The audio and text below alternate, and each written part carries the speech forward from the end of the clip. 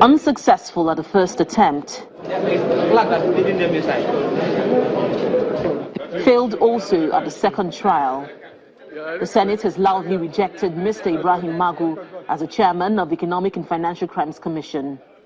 President Buhari had sent the nomination of Mr. Ibrahim Magu to the Senate for confirmation a second time after the Senate refused to confirm the nominee the first time because of a security report from the Department of State Services which indicted him on corruption allegations.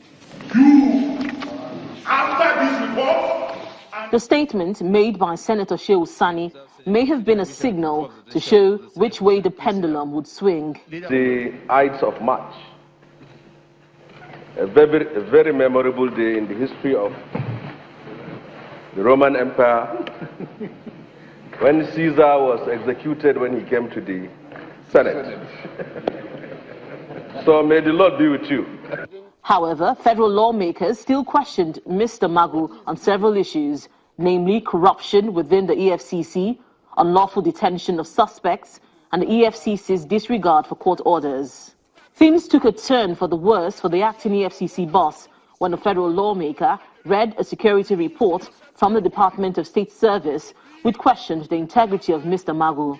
In the security report, the DSS is accusing Mr. Magu of allegedly using his position to settle personal scores, maintaining a high-profile private life, and conniving with an individual, Umar Mohammed, to approach clients for possible exploitation, favors, and associated returns.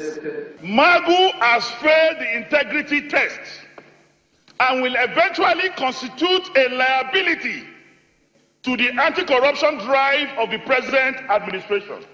The acting EFCC boss, in turn, questioned the credibility of the second security report from the DSS. There were two of such reports submitted to this office by the same law enforcement agency.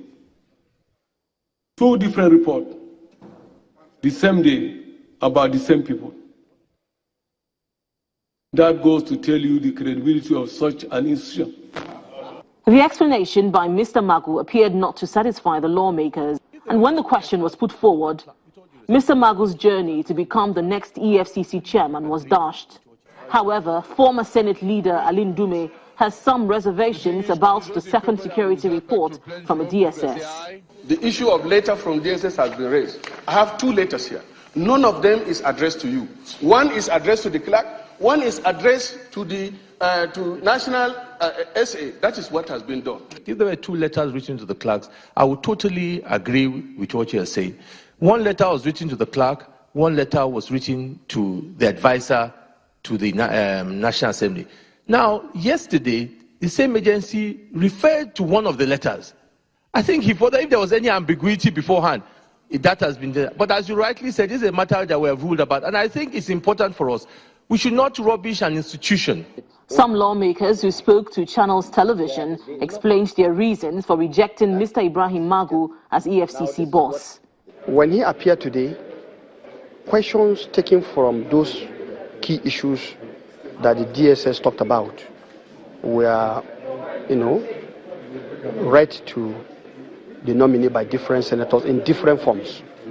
And to the best of my knowledge, he has not done justice to those questions. Attention will now be shifted to President Buhari to see how he would respond to the rejection of his nominee for a second time by the Senate for the position of EFCC chairman.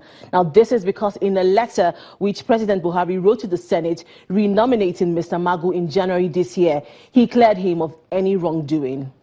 Linda Akibe, Channels Television News.